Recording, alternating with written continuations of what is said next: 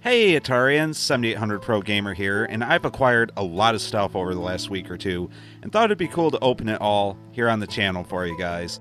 So the first thing I got here is just an eBay score. I've seen these listed. Somebody's been listing the same user, in fact, Junior Pac-Man, Pac-Man Collection, and Super Pac-Man carts. So I thought it'd be neat to pick one up, see how it is. It looks legit. It may be a little shinier than the label should be. I have no doubt that these are probably games he's making on his own reproduction stuff, but it plays fine on the 7800 Plus and the 7800, so I'm okay with it. I mean, it works. The devs aren't getting money anyway from eBay sales, so why not?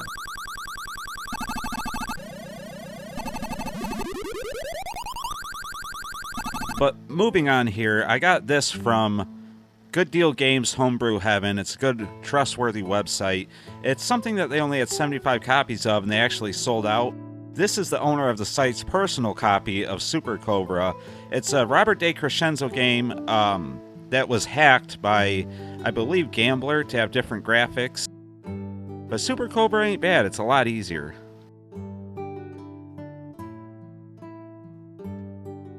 As you can see here, the graphics ain't bad. It works pretty good. Again, it's a graphical hack of another game, but it all works really well. It plays really well.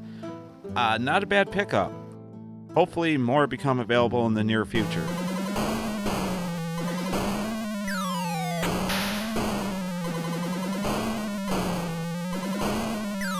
So moving on here, this is something that I got off Etsy from, I believe, a little store in there called 3D Innovations. So it's several 3D printed components. They have their own little catalog here that you can see. They sell all kinds of controller adapters and accessories. What I ended up getting, though, is the CX78 set. There are several things that they sell for the CX78. First and foremost, this controller holder just helps you grab the controller a little bit. For those that don't know, the CX78 is kind of a square rectangle thing. There it is. That's the wireless one, the CX78 Plus, that fits in there. The wired one also fits in, which I'll try here in a little bit, but it fits in snug. It's nice. It really does help a little bit if you need something more beefier to grab, and it fits in nice and tight. At least this wireless one does. These are various control nubs, so they have a Coleco one, and television one, a joystick one, and a few nubs here. Just, they're screw-in components. The CX78 has that little screw-in piece in it. So here you can see I screwed in the joystick, and it feels pretty decent, not too bad. Nice to have some choices. It's good to have a variety. This is the main reason why I bought this stuff, though, and I plan on reviewing this whole setup in a separate video. This will move the button up and just above the other one. So it hooks onto the bottom, as you can see, and it's just above the one button now.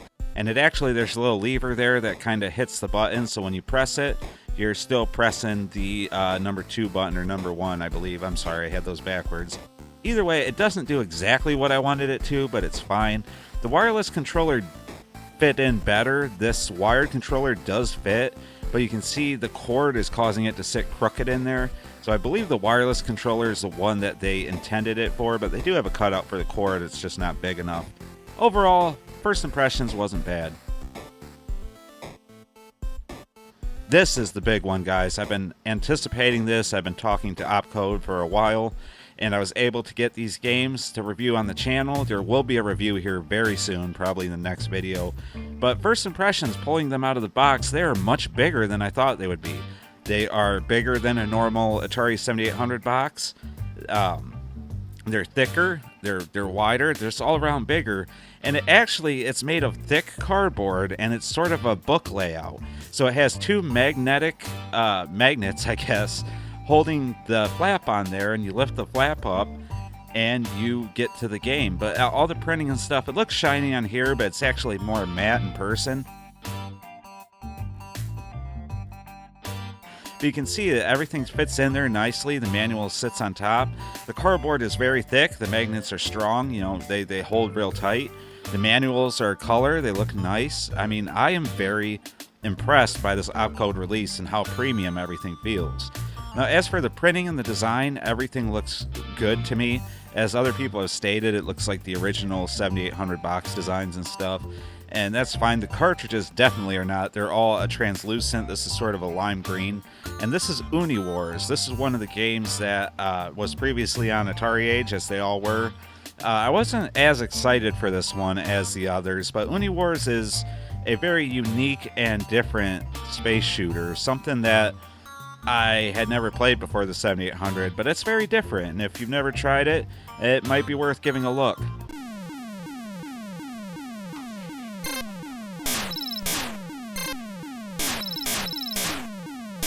Also from Opcode, in here we're just showing off the boxes again. Much thicker, much bigger, feels a lot more premium, and I think I almost prefer these boxes. Maybe not so much sitting on the shelf, but just handling them, they look great. Now here's Popeye compared to the Atari Age release. Again, it's bigger, thicker, wider. You can see it sits up higher. I do have them elevated, but it's overall just a cool release. And here's the Popeye setup, just the same as the others. It's kind of a dark forest green for spinach, somebody said, which I did not consider. You can see they got rid of the Atari Age logo in the main screen. Obviously, Opcode is now publishing this, so it makes sense. This is the Daryl 1960 release, and it plays fantastic. It's the updated ROM.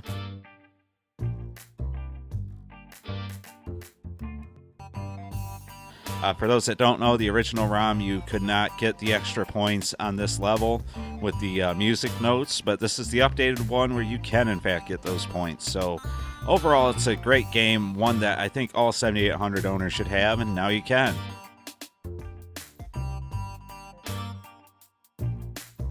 And here's the other two games, Keystone Coppers and Moon Cresta. Keystone Coppers is obviously Keystone Capers from Activision. It's done by Muddy Funster and Muddy Vision.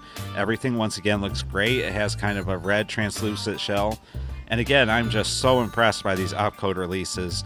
Just the feeling and look of everything is just so premium. Again, it's up to you if you like the design of the boxes or the artwork and that. It's very subjective. I don't mind it. I think it looks very good and uniform. I just wish it looked more uniform on the shelf, I suppose.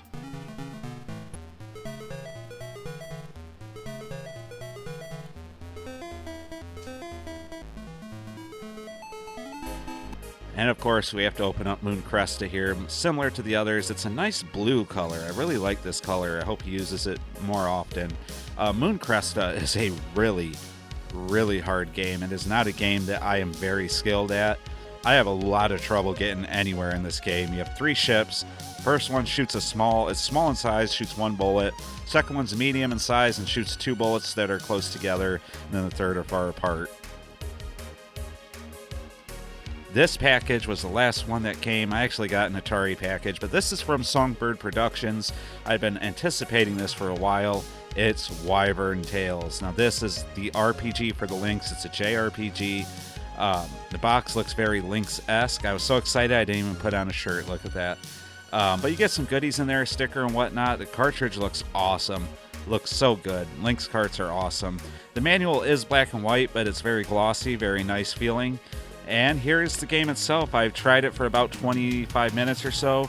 I am going to review it in full, so I don't want to spoil too much, but it's let's say different than I anticipated. But you buy items, you go through towns, you fight enemies. This is actually early enemies, quite large and intimidating.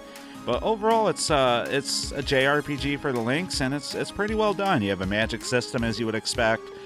Most things so far in the early game are as expected, but that's not a bad thing. It's not bad.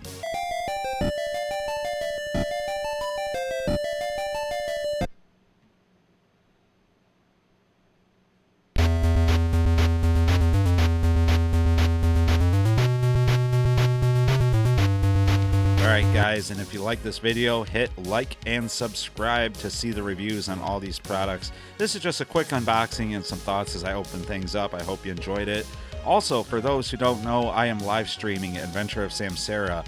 It's a Metroidvania published by Atari, and it's a ton of fun, guys. So join me on the next stream. It'll be Saturday, September 13th at 10 a.m. Eastern Time.